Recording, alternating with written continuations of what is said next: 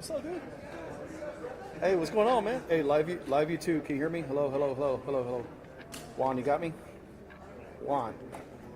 Juan, you got me? Juan, mic check. Hello.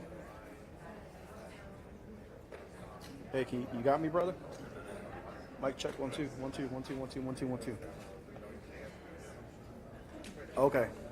Give me a second.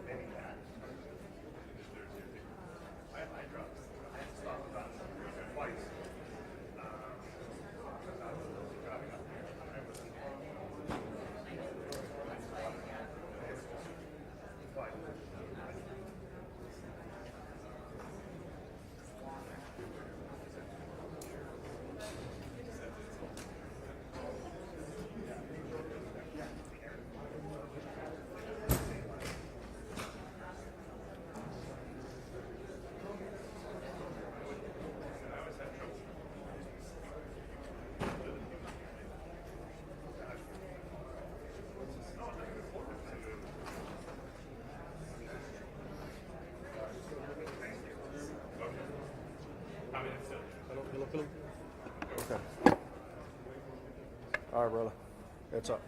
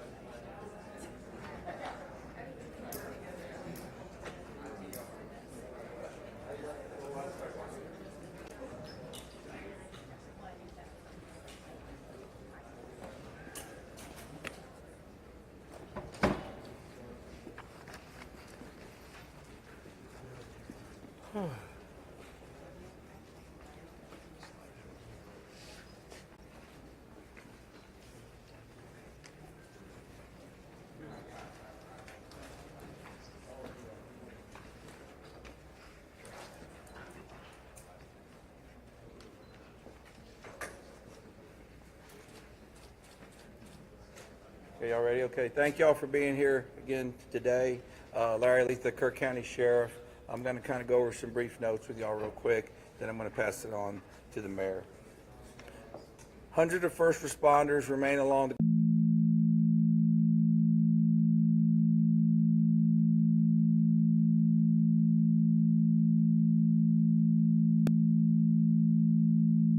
the time. 87 deceased have been recovered in Kerr County, including 56 adults and 30 children. Identification is pending for 19 adults and 7 children, with 1 additional person still unidentified. At present, 5 Camp Mystic campers and 1 counselor still remain unaccounted for. We ask private boats to stay off the Guadalupe River to allow search and rescue teams to operate without any interference. This is a tragic time for us. We're so grateful and thankful for all the resources that have been provided to us to do this job. And I can assure you we will not stop until this mission is complete. At this time, I'm going to turn it over to City Mayor.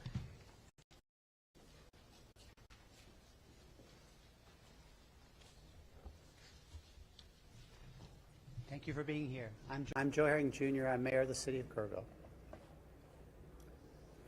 I want to reassure our community and those families that the city, the county, the state, and the federal experts are working together, not separately, but as one team. If you go inside the Emergency Operations Center, you don't see silos. You see one team. I want to talk briefly about in-kind donations. The outpouring of generosity has been tremendous, and we are grateful. We are working on a new system to accept donations. And when those plans are complete, we will post them online on the city's Facebook page. We are grateful. We need a new system to handle the generosity of the world. Financial donations can still go to communityfoundation.net. That's the community foundation of the Texas Hill Country. Again, we are grateful for the generosity of the world. Over and over, I've asked you to pray.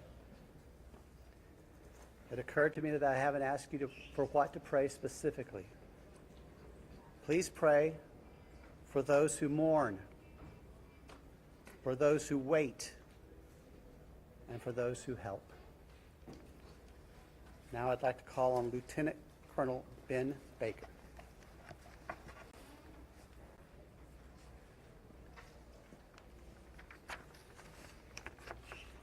Morning, everyone. Thank you for being here. My name is Ben Baker, Lieutenant Colonel for Texas Game Wardens. I'd like to start out by thanking the Mayor, Sheriff, Chief, our local state partners, Texas Department of Public Safety, and the many others that have responded to this tragic event. We as Texas are strong, and together we face adversity. Your Texas Game Wardens responded in the early mornings of Friday to this tragic event, along with many other local and state partners. Since the early mornings of Friday, your Texas Game Wardens have had over 300 game wardens in the area, serving the people of the state of Texas and the citizens of Kerr County. Among that, we've searched 26 river miles since the tragic event has started. We've had approximately 444 rescues, 30 recoveries. Some of our resources and assets we have dedicated to this tragic event include 2 helicopters with police teams, 12 teams, 10 canine units, 9 swiftwater boat crews, 15 airboats, 16 UTVs, and 169 four-wheel drive vehicles. Your Texas Game Wardens will remain here and serving the community. We just ask you to continue to pray for the victims, for the families, for your first responders, for everyone involved. We'll open it up now to questions, if anybody has any. Can you talk about how challenging it is for you guys in the mud, the big trees? What's it been like with the different terrain? No, thank you for that question. Extremely challenging. You know, we've got, of course, your Texas Game Wardens out there, your local, your state partners, Texas Task Force 1. We've got the National Forest Service out there. We've got A&M Forest Service. We've got numerous responders with specialized capabilities where we've got these large pile of debris. And with our canines and when we're trying to make these recoveries, these large piles can be very obstructive. And to get deep into these piles is very hazardous. And those specialized teams have to go in there layer by layer because our first responders, also the safety of them is concerned. So it's extremely treacherous, time consuming, it's dirty work, the water's still there. So we're having to go layer by layer, peeling these off to make those recoveries. So we're... What about mentally? Like when you guys stumble across someone who may be deceased, how do you process that? Absolutely. We process it the best we can.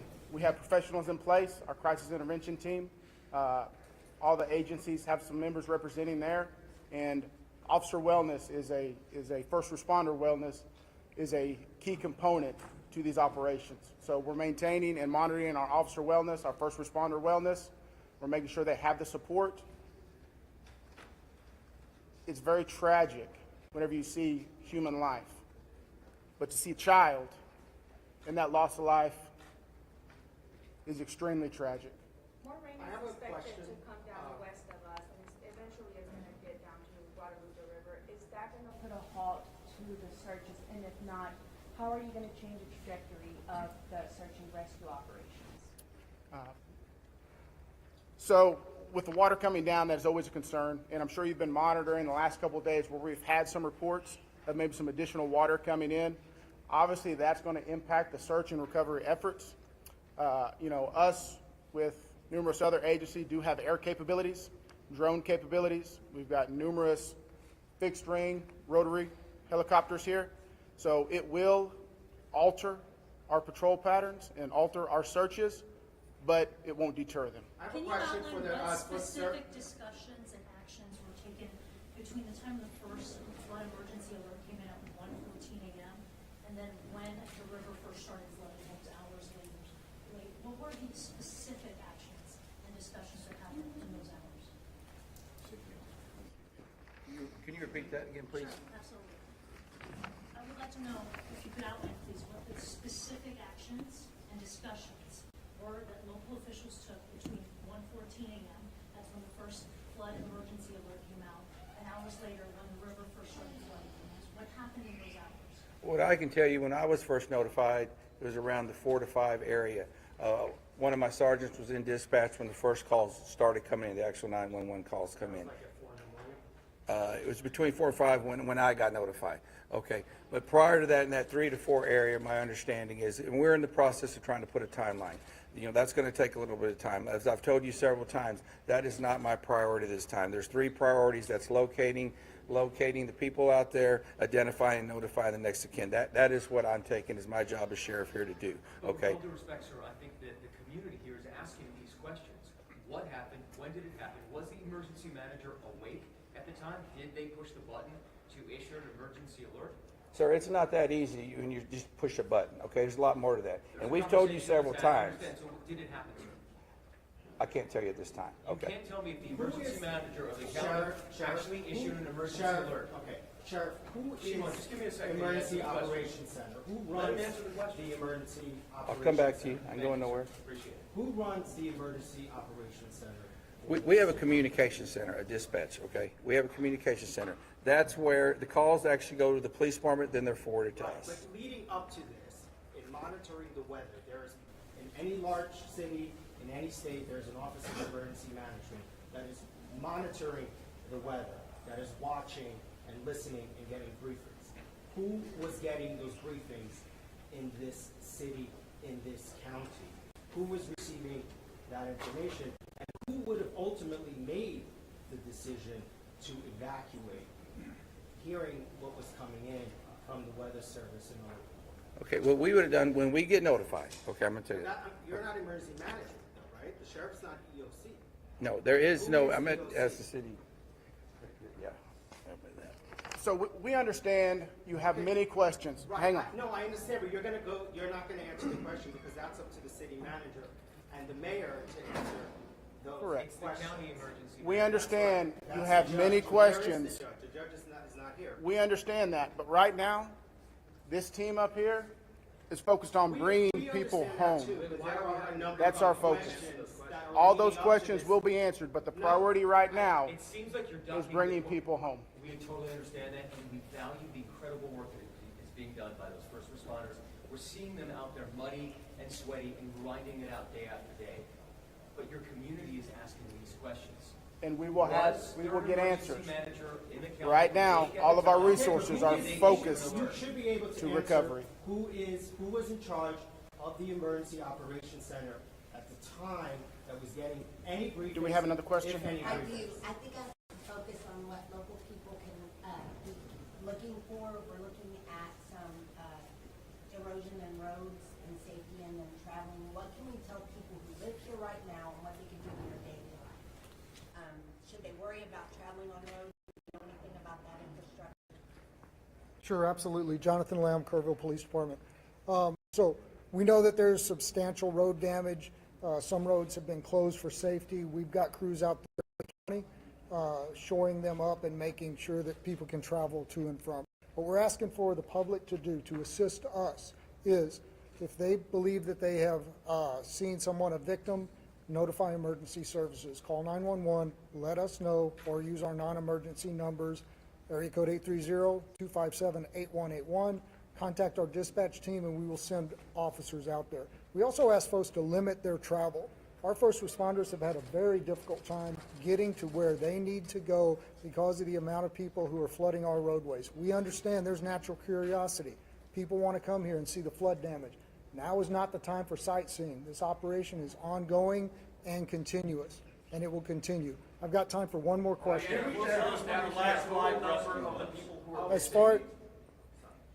Last question. As far as I know, the last live rescue, unless there's new information, and I don't believe there is, was made on Friday. All right, I'm afraid that's going to have to do it for this morning. Can someone answer if the bodies have been released to the families, Sheriff? Excuse me. Have the bodies been released to the families? Some. I mean, they're at autopsy. I mean, How many are still missing? Do we have an estimate among the general population, not just the girls from Mystic, even just credible reports? Is it hundreds still? Is there any estimate among the general population of how many people are still missing? I've told y'all several times, it's hard to know that number. No, we don't. I know the numbers that we have found, and that's all I know. You still don't want to tell us who was All right, so we're going to continue our operations. The next time that we're going to be in front of y'all will be at 5 p.m. right back here.